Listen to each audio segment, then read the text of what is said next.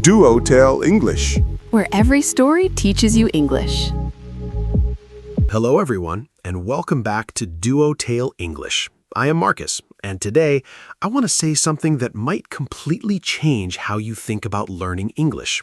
And I am Lena, and I already know what Marcus is going to say because we talked about this before we started recording. And I want to say, this episode gave me a lot to think about, and I have been speaking English for a long time. It is one of those ideas that sounds simple, but when you really sit with it, it changes everything. It does. Okay, Marcus, tell them, what is the idea? The idea is this. You do not need thousands of words to speak English fluently. You need about 500. 500 words, used well, used confidently, used consistently. That is it. 500 words. And how many words do most learners think they need before they can start speaking confidently? Thousands, tens of thousands. They think, I need to know every word. I need to understand every sentence. I need a perfect, vast vocabulary before I am allowed to open my mouth. And that belief, that waiting, that not yet feeling, is what keeps so many people silent for months, for years, studying and never speaking, because they do not feel ready. And they never feel ready because the goal they set for themselves, perfect, complete, endless vocabulary, can never be reached. But here's the truth that linguists, language scientists, have known for decades. 90% of daily English conversation uses the same 500 to 1,000 high-frequency words, the same ones, again and again and again. Want, go, make, think, know, feel, come, see, get, tell, give. These words carry almost every conversation in the English language.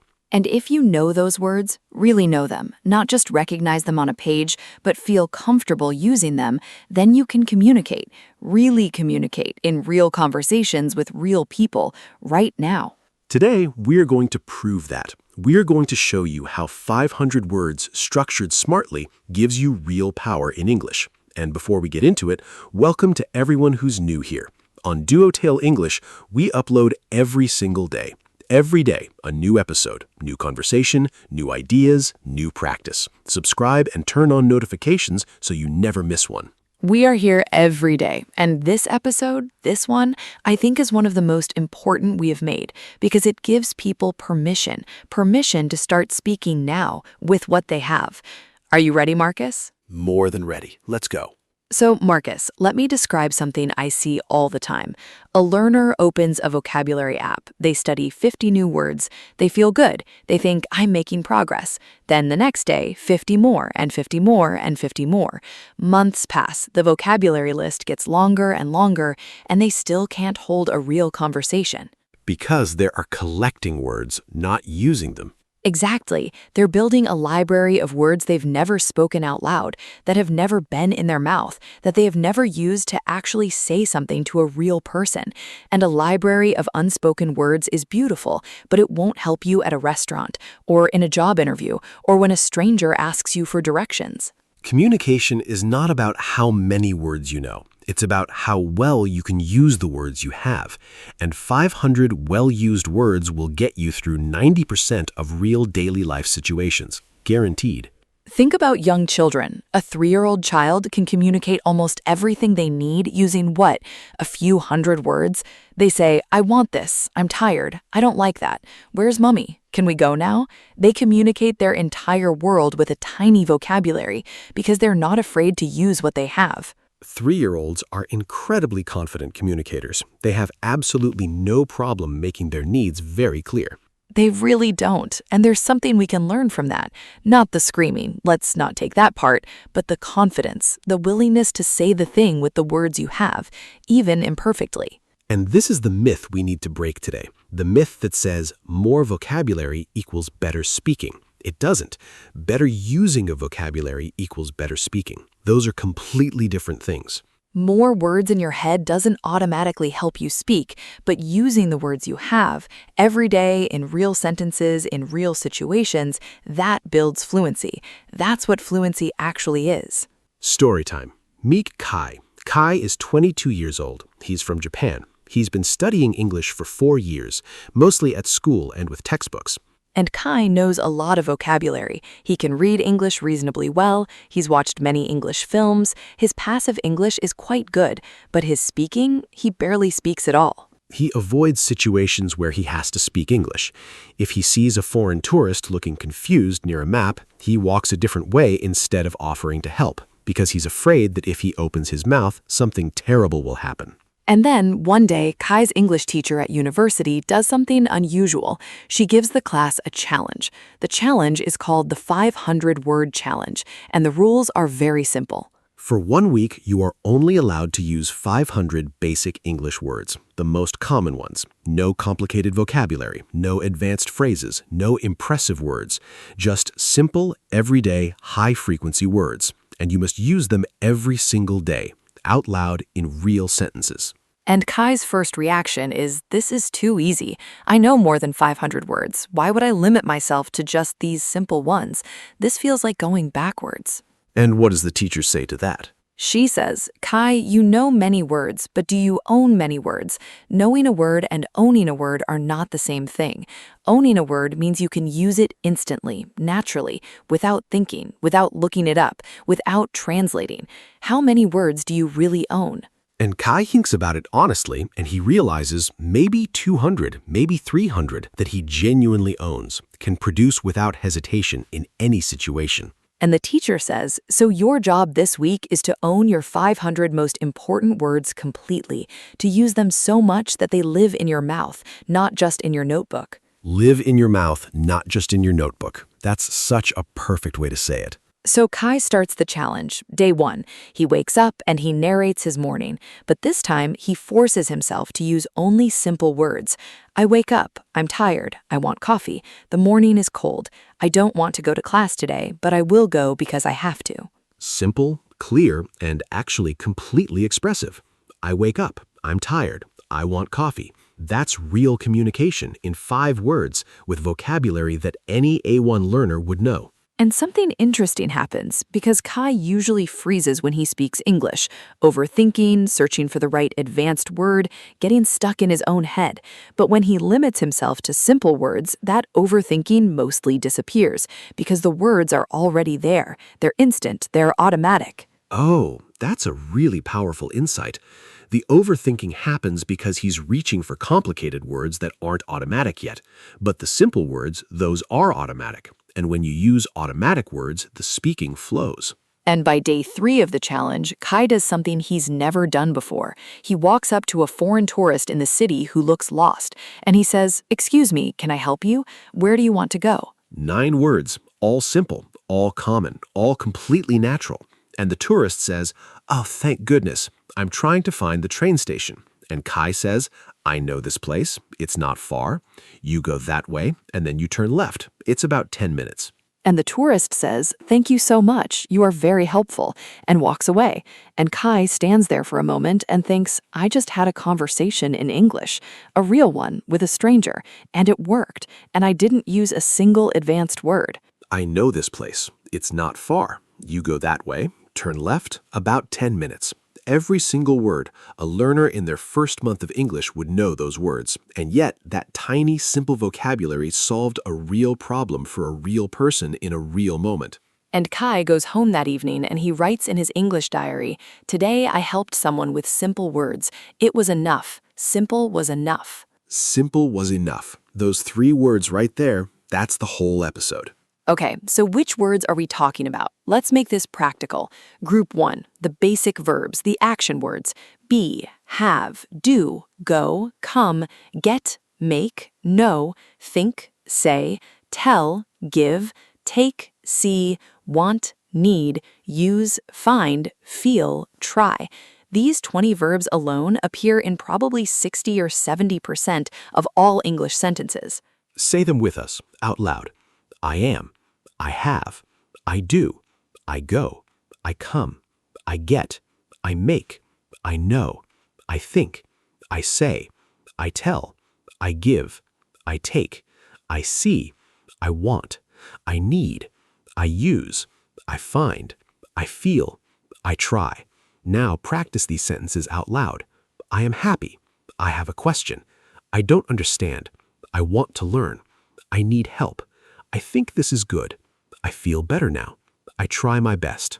Did you notice how naturally those sentences came? None of them required you to think hard, none of them needed advanced vocabulary, and every single one perfectly clear. A native speaker wouldn't change a single word. Group 2, the connector words. And, but, so, because, if, when, before, after, although, also. These words turn simple sentences into real thoughts. Without connectors, I am tired. I will go to sleep early. With connectors, I am tired, so I will go to sleep early. I am tired because I worked too much today. Now practice. I like English because, fill in your own idea. I want to improve, so. English is difficult, but. I feel nervous when. Group 3, the question words. What, where, when, who, why, how, which. Those 7 question words. Master those 7 words, and you can keep any conversation going indefinitely. What is your name? Where are you from? When do you start work? Why do you study English? How do you feel today? Which do you prefer, tea or coffee? Now try. Ask 3 questions about your day using what, where, when, who, why, how, or which. Group 4, the feeling and opinion words. Good, bad, happy, sad, tired, excited, worried, surprised, interesting, boring, important, easy, difficult, different, same. Combined with the basic verbs, I feel happy. I think this is interesting. I find this difficult. I am worried about that. I am excited about this. You can express almost anything you want to say in a real conversation. Now, 4 smart sentence patterns. Pattern 1, I plus verb plus something. I want coffee. I need help. I like this. I understand you. I do not know the answer. Practice. I want. I need. I like. I do not understand. Say 5 sentences using this pattern right now about your life. Pattern 4, I am plus adjective. I am tired. I am ready. I am happy. I am not sure. I am a little worried. I'm really excited about this. And combine the 2 patterns. I am tired, but I want to keep going. I am not sure, so can you explain it again? I want to improve, and I'm going to practice every day. Pattern 3, can you plus verb. Can you help me? Can you say that again? Can you explain this? Can you speak more slowly, please? This pattern is polite, natural, and extremely useful and uses 0 difficult words. Pattern 4, I would like to plus verb. I would like to improve my English. I would like to ask you something. I would like to order a coffee, please. Now combine 2 patterns. I am nervous, but I would like to try. I do not understand, so can you explain it again? I want to improve, and I'm going to practice every day. Now, the mindset. From complexity to clarity. Most learners think, I need to sound impressive. I need sophisticated words. I need to be perfect. And that thinking is what makes people freeze. The best English communicators are not the ones with the largest vocabulary. They are the ones who say exactly what they mean, clearly, simply, without waste. Just, here's what I want to say, and then they say it. Clarity is a superpower. Being clear, being easy to understand is more valuable than being impressive. An impressive sentence that the other person does not understand has failed. But a simple sentence that communicates exactly what you mean, that has succeeded completely. Consistency is your advantage. Every day you practice, you get better. That is mathematical certainty. Clarity is your strength. Simple, clear communication will take you further than impressive but confusing communication. And your voice, your English voice, is waiting, not for more vocabulary, not for perfect grammar, just for you to use it today, now, with what you have. Your voice is waiting. I love that so much. Now, 4 daily habits. Habit 1, the 2-minute morning sentence. Every morning, before anything else, you say 2 sentences in English, out loud, about your morning, using simple words. I wake up. I feel tired today. Or, it is raining outside. I want a warm coffee. Simple. 2 minutes every morning. Habit 2, the daily pattern drill. Every day, pick one of the 4 patterns and say 10 sentences using it about your real life, your real thoughts, your real day. Monday, I want, I need, I like. Tuesday, I am happy, I am tired, I am ready. Wednesday, can you help me? Can you explain? Thursday, I would like to. Friday, use all 4. Make a tiny speech. Habit 3. The question of the day. Every day, ask yourself one question in English and answer it out loud. What did I do today? How do I feel right now? Why am I learning English? Where do I want to be in 1 year? Answer in simple English, however many sentences come, even just one. Habit 4, the 5-word expansion. Pick any simple sentence and add 5 more words to it. I am tired becomes I am very tired today, becomes I am very tired today because I did not sleep well, becomes I am very tired today because I did not sleep well, but I still want to practice my English. 1 simple sentence, 4 expansions, no new vocabulary needed, just connection. Let's go back to Kai. The 1-week challenge is over, and Kai finishes with something he didn't expect. Confidence. Not perfect English, not advanced vocabulary, but confidence, because he proved to himself, with evidence, with real moments, that simple English works. And Kai's teacher says something that Kai writes down and keeps. She says, the goal of language is not to impress. The goal of language is to connect. And connection does not require perfection. It requires presence. Show up, speak, be present in the conversation. That's all. The goal of language is to connect, not to impress, to connect. And you can connect with 500 words. You can connect with 100 words. Connection is the thing. Everything else is in service of that one goal. And if you're listening to this right now, if you've been waiting to start speaking English, if you've been thinking, I'm not ready yet, then this is the moment. This is your Kai moment. You have enough words. You have enough. Start with those. Own those. Use those every day. First, get your point across. To get your point across means to successfully communicate your idea, to make sure the other person understands what you mean. For example, even with simple English, I was able to get my point across. Or, you don't need perfect grammar to get your point across. You just need to be clear. Second, speak your mind. To speak your mind means to say what you think, honestly and directly. For example, I was nervous, but I decided to speak my mind. Or, in a good conversation, both people feel free to speak their mind. Third, break the ice. To break the ice means to say something to make people feel comfortable at the beginning of a conversation, to get things started. For example, I asked a simple question to break the ice. Or, a simple hello can break the ice and start a whole conversation. Fourth, think out loud. To think out loud means to say your thoughts as they come, to speak as you think. For example, I started thinking out loud in English and I was surprised how natural it felt. Fifth, make yourself understood. To make yourself understood means to communicate successfully even if your English is not perfect. For example, I made a few mistakes, but I made myself understood. Or, the goal is not perfection, the goal is to make yourself understood. Sixth, find the words. To find the words means to be able to express what you want to say. For example, I couldn't always find the words in English at first, but I kept trying and it got easier. And the last one, build your confidence. To build your confidence means to develop a stronger belief in your own ability through consistent effort and small wins. For example, every time I spoke English and someone understood me, it helped build my confidence. Or, confidence doesn't come before speaking, it comes from speaking.